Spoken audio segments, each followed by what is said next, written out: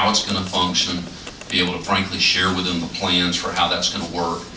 I'm getting too detailed here, but we've talked about a window into the ballpark where a pharmacy order can be fulfilled. The tie-in with Parkview Hospital on that whole front. I mean, there's a lot of discussion that's taking place on that whole front. It's going to help us there. It'll help us tremendously, frankly, on the financing side, because we'll have a specific tenant who has specific credit, and what we're trying to do is to get the loans situated at such a point that, frankly, the banks are looking in large part to that retail NOI. Condominiums, from a lending perspective, is not a good word right now. And we've had some people say, we're not taking that committee just because of, some of the essence of what it's about. So the larger component, the retail revenue is, the better we think the prospects for, finalizing the finance. Anybody else have any questions? Councilwoman Brown. I just want to say, obviously, this was not the economic climate you anticipated, but I appreciate your honesty with us and giving us exactly where you are, because obviously we want this to succeed.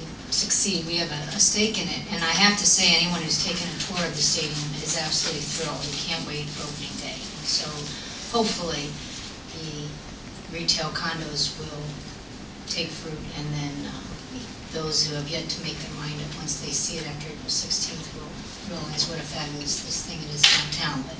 But we've seen other developments in Indiana pull out. Fisher's had a very big development pull out, and so you are committed because of the ballpark at this point. But we appreciate your continuing your efforts to see this all the way through, because I think it will ultimately be successful. So thank you. Councilman Shoaff. Yeah, my question is not addressed to our guest, Tom, but it is on this issue. That's fine. So I could go ahead and make it if you wish with me. But I'm quite sympathetic with your situation, Chris. A lot of us are investors who are having our own problems. There's a city that's having its problems. The problem we have here, as I see it, is you will be in non-performance of the existing contract with the city come June. I believe the contract calls for you to simply have those things done with qualification. We're building a fine stadium for you, and we're not getting what those who support the stadium want in return yet. We certainly hope we will. We want this thing to succeed, even those of us who have had serious reservations about it want it to succeed. But there's going to be an interim period here where I think the question of equity and fairness is before us and has to be looked at rather closely. It probably has to be looked at by our attorneys, but also by those of us who represent the taxpayers who deserve to get something in return for their considerable investment. Okay. Councilwoman Goldner. I have a question, although I think it's probably more for Leatherman than for you gentlemen, or somebody from the, it has to do with when the tax revenue starts to hit. You want to come up? Greg here.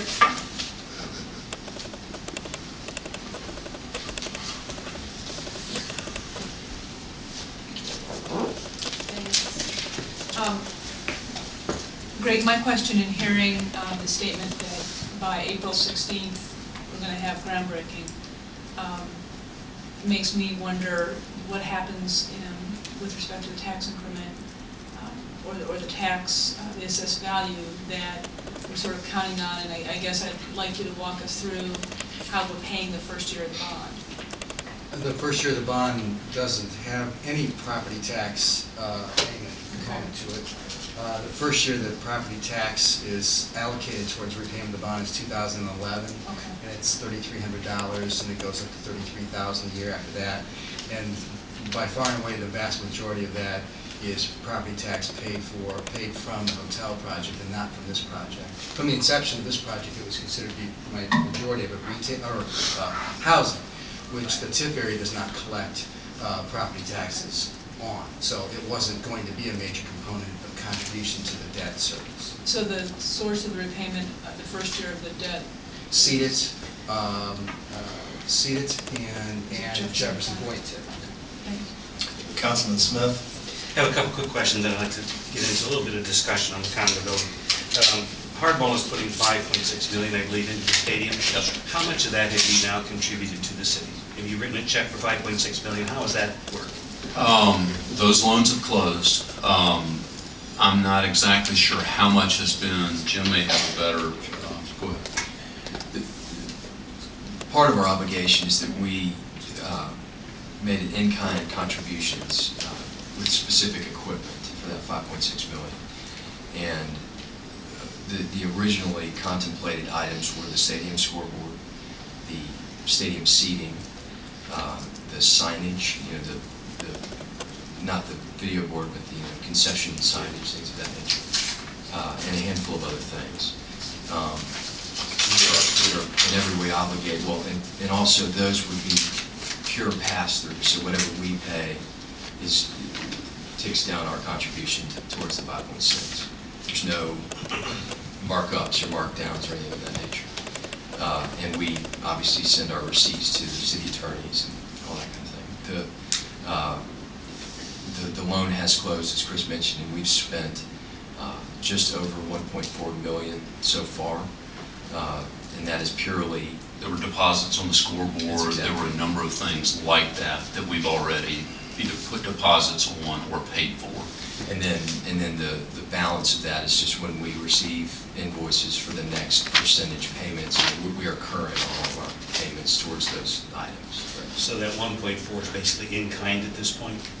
It is cash that's gone out. It is outside of the city contracts, if you will. Okay. It's cash. Okay. But does that then count against that 5.6 million, or do we still? Yeah, so the 5.6 is the outstanding balance. Right. We paid 1.4 for which we've submitted receipts. Okay. All right. And so we've got 4.2 yet to expend. Okay. And, all right. I think, quick, on the condos, the last time we heard of it, there was about 11 or 12 that have been sold so far. Those have held. Well, I know you've got to renegotiate, but you expect those to hold? we do, and hopefully we've added to that. We had a couple of meetings today. We've had a bunch of ongoing, conversations and discussions. Jim is in town, a tremendous amount. The folks that we've got working on our behalf, we're having several calls a week, and we're trying to track the progress and find out what do we need to do to move those toward executions. I'd like to echo what both I think Liz and John said. You have a terrible dilemma. I mean, even though I was not a supporter of this project at the beginning, I realized that once it's underway, I want it to succeed. And I'd like to talk just a moment about what success means here. Let's say you get the condo building built before this, or at least, let's say you get the condo building built, whenever that happens. Now, it's already been somewhat of a diminished project. There's not as many units and there's not as many floors, and I understand that. That's absolutely necessary. But one of the things that concerns me is that if this building gets built, let's say you need about half of it full to get your financing or something like that. It gets built, how long is it going to take? And I know you can't answer this, it's a speculative question, but how long is it going to take to get the rest of it filled up? My thinking here is this, is that if we get it to a certain point, then it kind of stalls out. I really am not going to call that a success. It could really be a failure. And I say that for this reason. It's because the success of that building is what really triggers phase 2 and phase 3. And if that building gets started and then doesn't go forward, it could well send a message to our community that this is not what people want downtown. Now let's just take that at face value and say it's true. Is it possible to even think, because you don't want that outcome, you don't want to get it started and then have it fall flat, because you may not be able to get to phase 2 and phase 3, which is really the heart and soul of Harrison Square, because that's far more living, shops, stores, offices. Would it be thinkable to say, don't build it right now? Hold off. Don't risk a failure. I don't want it to fail, but let's say that is a possibility. What if you just didn't build it right now and say, you know what? Maybe that condo building should be built back there where phase 2 and phase 3 is. And leave that to be retail up front, which you can probably sell, or maybe bring in other retail. I'm just thinking of some alternative thinking, some alternative ideas. I know we get locked into something. We got to have a condo there because we said that from day one. Well, maybe